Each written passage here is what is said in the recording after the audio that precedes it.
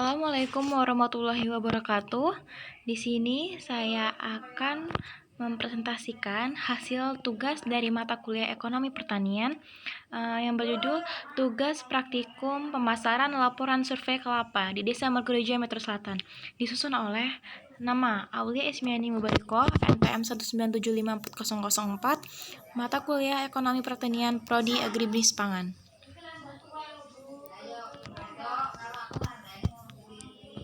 Di sini saya akan menjelaskan saluran pemasaran yang ada pada pemasaran yang terjadi di Desa Margorejo.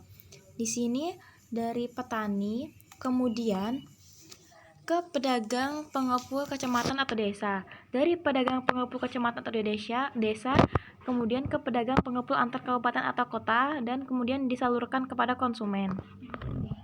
Di sini di sebelah kanan terdapat saluran pemasaran pedagang pengepul kecamatan atau desa kepada pengepul kabupaten atau kota, ke pengecer, kemudian ke konsumen.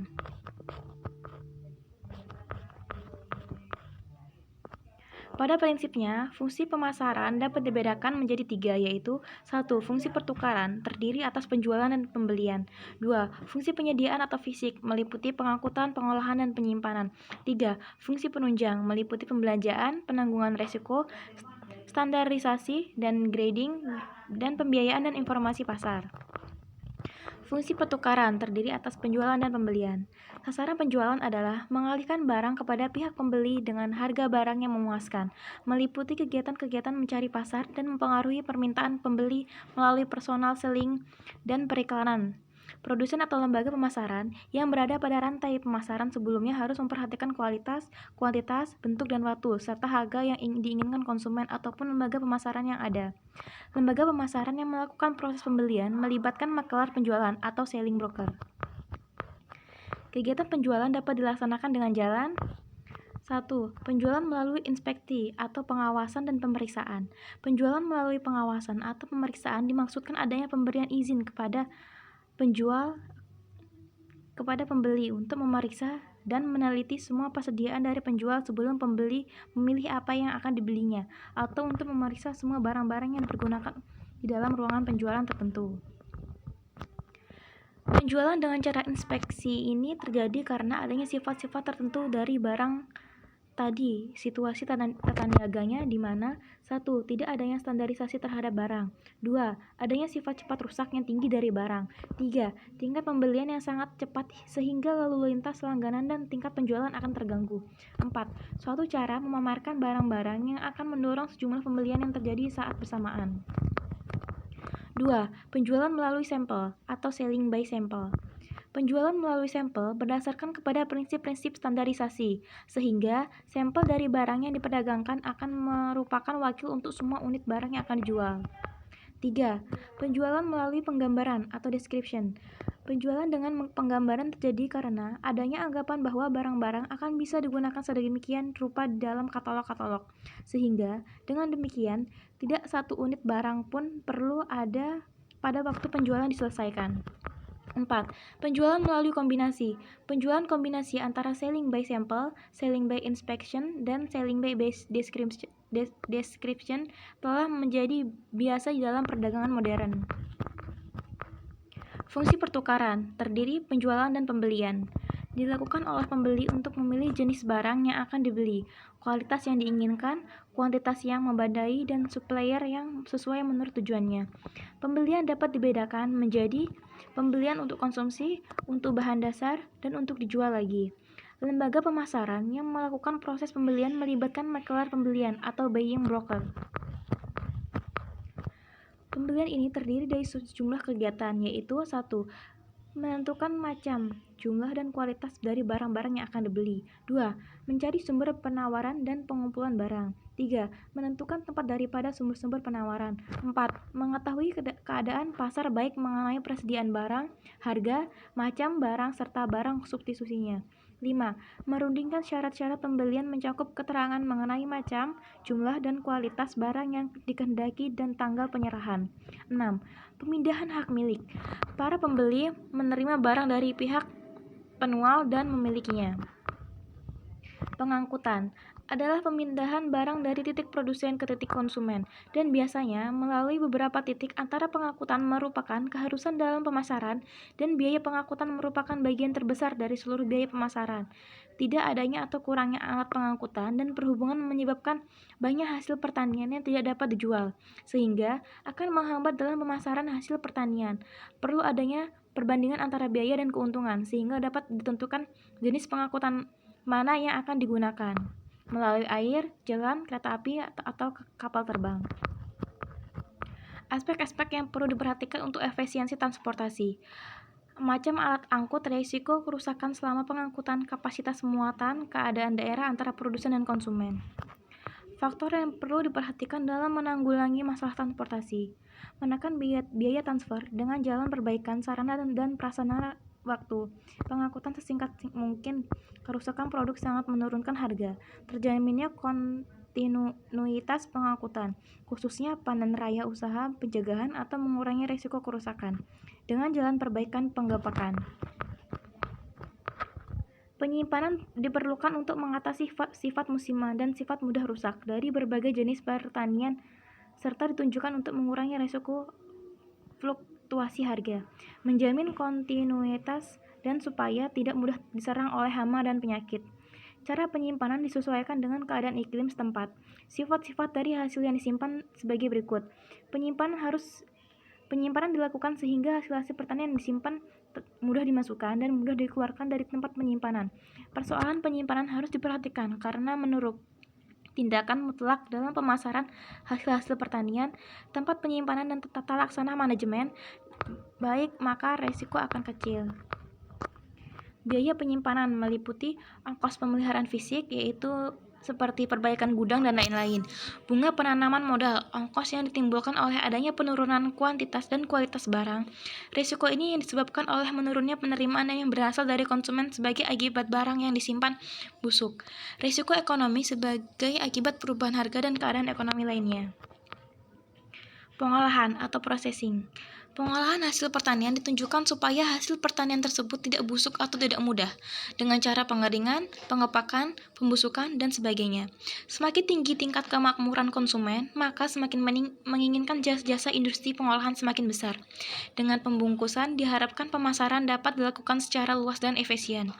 Pembungkusan dimaksudkan untuk mencegah dan mempersukar terjadinya kebusukan, kepemalsuan, pencurian, pergantian dengan nama lain, serta menjaga kebersihan dan memungkinkan penempelan label seperti nama, peraturan-peraturan, dan penggunaan. Fungsi penunjang pembiayaan atau finansial. Pembiayaan dalam pemasaran sangat penting karena adanya perbedaan waktu antara penjualan dan dari produsen dan pembelian oleh konsumen.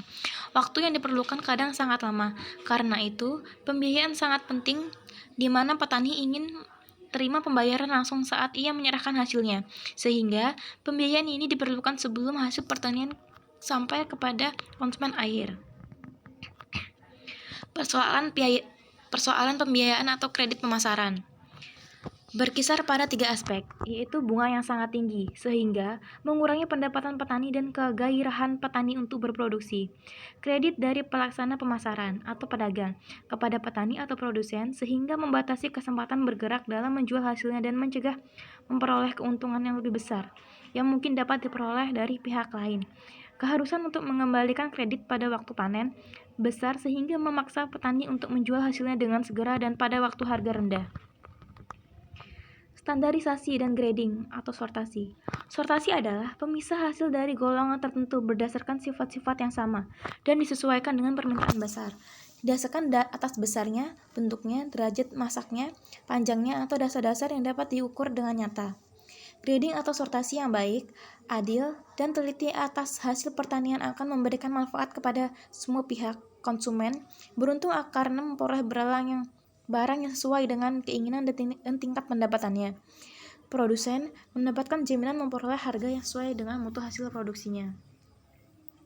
Standarisasi adalah pemisah hasil di dalam beberapa golongan berdasarkan ukuran tertentu yang ditentukan antara pihak penjual dan pembeli, berlaku untuk semua tempat dan berlaku setiap saat.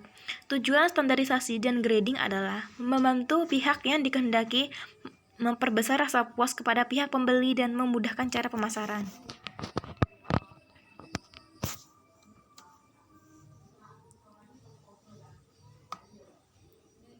Pada saat ini saya akan menjelaskan tentang margin pemasaran, distribusi margin, share, harga yang diterima petani, serta rasio keuntungan dan biaya dalam pemasaran kelapa.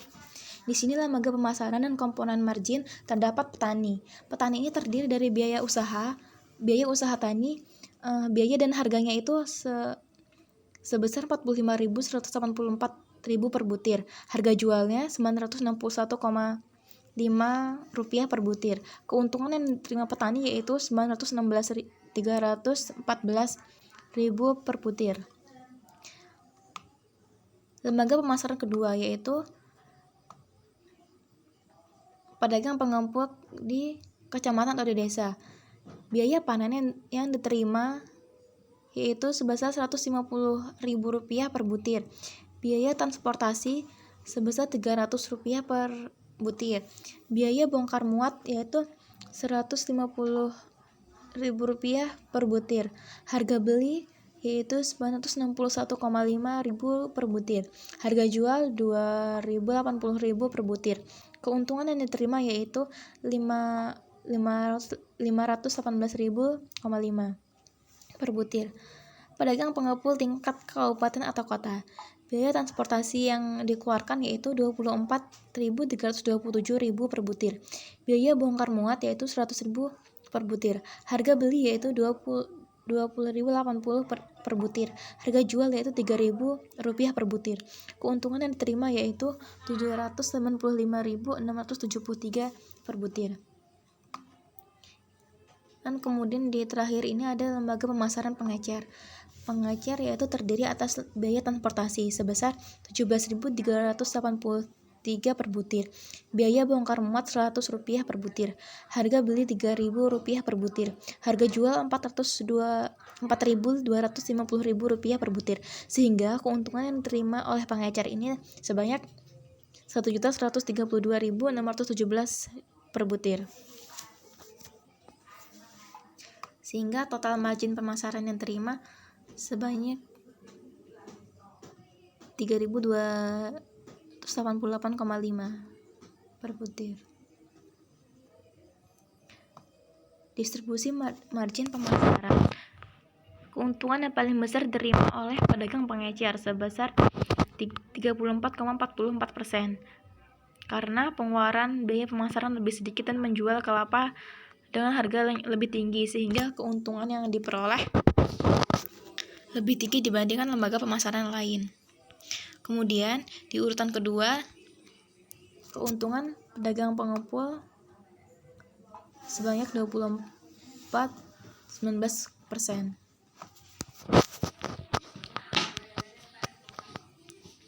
Tabel 2 yaitu rasio keuntungan dan biaya kelembagaan pasar di berbagai saluran pemasaran kelapa. Di sini lembaga pemasaran terdiri dari petani, pedagang pengepul antar kecamatan atau desa, pedagang pengepul antar kabupaten atau kota, kemudian pedagang kepecer. Rasio keuntungan dan biaya. Petani memiliki rasio keuntungan dan biaya sebanyak 20,28%. Pedagang pengepul kecamatan atau desa 8,65%. Pedagang pengepul antar kabupaten atau kota sebesar 40,67%. Pedagang pengecer memiliki keuntungan 76,46%. Jadi, kesimpulan hasil survei yang saya lakukan yaitu 1. Terdapat 2 saluran pemasaran kelapa di lokasi penelitian, yaitu saluran 1.